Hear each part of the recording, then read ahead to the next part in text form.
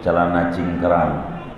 Bagaimana berbicara pakai pakaian ini kita orang laki? Bolehkah pakai celana di atas mata kaki ataukah kudu di atasnya begitu ya? Ini sebetulnya dari dulu sudah kita bisa pahami. Banyak memang hadis-hadis Rasulullah sallallahu alaihi wasallam yang menerangkan tentang hukum isbal. Isbal itu memakai celana atau pakaian melebihi daripada mata kaki. Imamul Bukhari rahimahullah rahmatal abrar di dalam kitab Sahihul Bukhari meriwayatkan hadis daripada Sayyidina Abu Hurairah radhiyallahu taala an.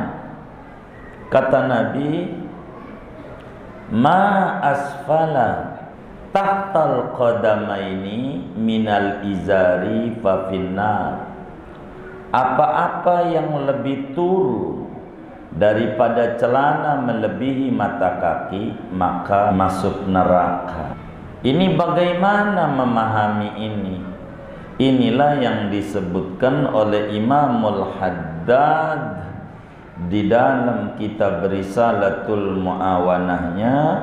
Kata beliau, wa'lam annahu la yastaqillu fi ardi jami'i umurihi fi zahirihi wala fi batinihi alal kitabi was sunnati kullu ahad fa inna dhalika maksusun bil ulama'ir rasikhin.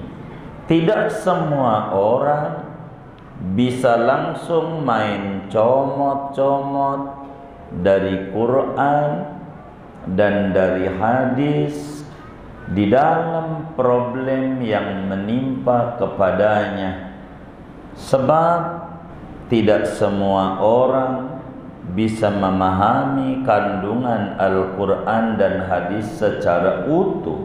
Sebab itu tugas daripada ulama-ulama yang mendalam ilmunya min a'immatil mujtahidin, daripada imam-imam mujtahid.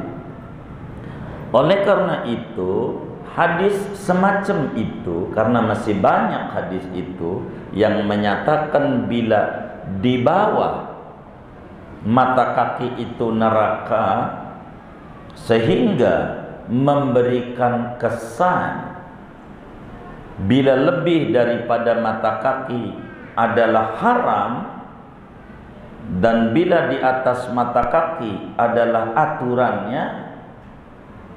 Ini enggak sebatas itu. Hadis itu harus kita pahami utuh. Kalau enggak bahaya. Kita harus cari lagi hadis-hadis yang lain.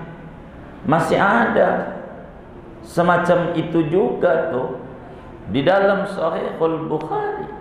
Imam Bukhari juga meriwayatkan hadis, man jarra sauban khuyala lam yandurillahu ta'ala ilaihi yaumal qiyamah.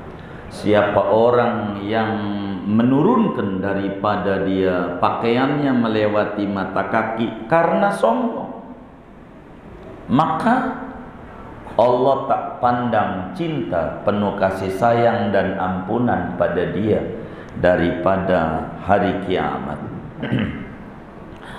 Maka ini kan Nabi bilang dalam hadis Bukhari juga, siapa orang yang pakaiannya turun melebihi mata kaki karena sombong, maka Allah tak pandang dengan pandangan cinta penuh ampunan.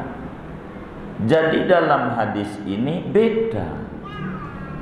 Kalau hadis pertama, siapa yang nurunin pakaian, mau alasannya pakai neraka, namanya hadis itu mutlak. Tapi dalam hadis yang sama, kitabnya masih sama, Bukhari juga. Maka kita harus lihat di hadis yang lain Bukhari, siapa orang pakaiannya lebih turun dari mata kakinya, alasannya sombong, maka Allah tak pandang dengan pandangan kasih sayang.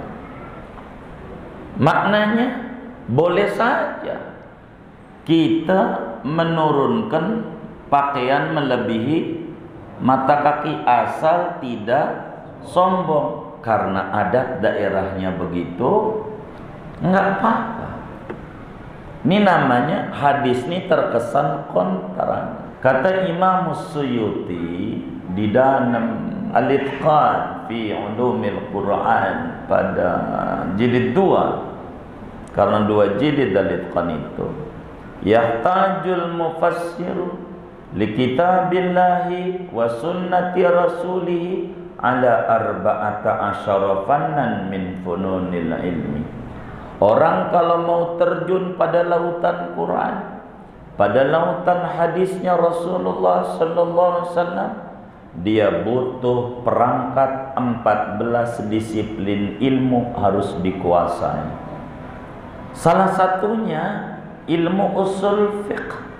Dia harus tahu sebab lafaz itu, kata-kata itu ada lafaz mutlak, ada lafaz muqayyad.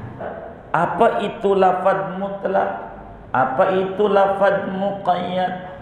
Supaya kita bisa memahami bila berbenturan hadis mutlak dengan hadis muqayyad, bagaimana cara memprosesnya. Ini dia harus tahu supaya tidak menetapkan hukum mengatasnamakan Rasulullah padahal Rasul tidak begitu, karena baru sepotong memahami hadis-hadis Sayyiduna Muhammad sallallahu alaihi wasallam. Ma asfala minal qadamaini fa finnar. Siapa orang apa-apa pakaian yang melebihi mata kaki masuk neraka mutlak. Mau sombongkah dia, mau tidak sombongkah dia. Tapi hadis yang lain, siapa orang menurunkan pakaiannya melebihi mata kaki karena sombong, maka Allah tak pandang itu dengan pandangan kasih sayang. Maknanya kalau menurunkan tapi tidak sombong karena adat, enggak apa-apa, enggak apa-apa. Bahkan Imam Al-Bukhari di dalam Sahih Al-Bukhari menuliskan judul gede banget, babu man jarra saubahu khuyala'a, babu man jarra saubahu bi ghairi khuyal, babu man jarra saubahu bidunil bari. Bab menurunkan pakaian dengan tanpa sombong. Khuyala itu kubar, yakni kibir, sombong. Oleh karena itu, ketika Rasulullah menyatakan bahwa siapa orang yang menurunkan pakaian karena sombong, maka Allah tak pandang dengan pandangan kasih sayang. Abu Bakar ngaco, Nabi bagaimana kalau saya ini sarungnya turun begitu celananya ke bawah di atas mata kaki. Kata Nabi, ente kagak pakai, karena enggak sombong. Jadi yang kayak dulu adat jahiliyah, kita yang waktu pengantenan. Lihat pakaian pengantin itu kan suka panjang berapa meter, sampai ada yang megang-megangin. Itu lumayan dapat duit juga tuh megang. Itu ciri orang kaya. Kalau kita turun pakaian itu di Indonesia pada umumnya celana sudah menjadi adat, dan satu pun tidak ada orang yang pakai celana melebihi mata kaki niatnya mau sombongan. Saya yakin husnudon saya enggak ada. Bisa jadi ada orang yang celananya di atas mata kaki tapi niatnya menghina sama orang lain. Justru ini yang diharamkan oleh agama. Jadi bukan di atas mata kakinya. Adakah di Indonesia yang pakai celananya di atas mata kaki? Ada madhabnya, namanya madhab al-Jujuni, madhab Jojon. Jojon kalau mau ngelawak, Jojon udah meninggal ya? Udah meninggal, rahimahullah.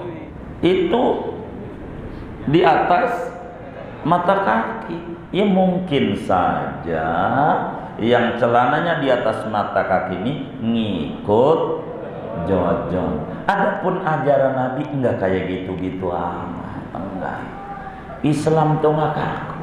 Ke kantor celananya cingkrang begitu, dilihat juga nggak menarik. Kalau Jojon sih emang dapat duit, emang begitu. Tapi kesehariannya mau normal, emang cirinya mau pentas doang. Biar punya ciri khasnya dia, kesehariannya normal. Mungkin ngikut madhab Jojon.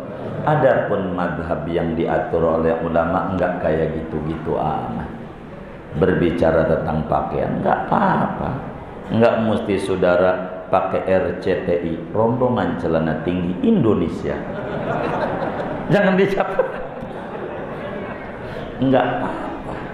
Tapi kalau kami tidak menyalahkan ketika ada orang celananya di atas mata kaki alal haq, sampai sekarang saya husnudzon, mungkin dia buru-buru celana adiknya dipakai, jadilah dia cingkrang. Kalau saya sih positif thinking aja sama orang. Allah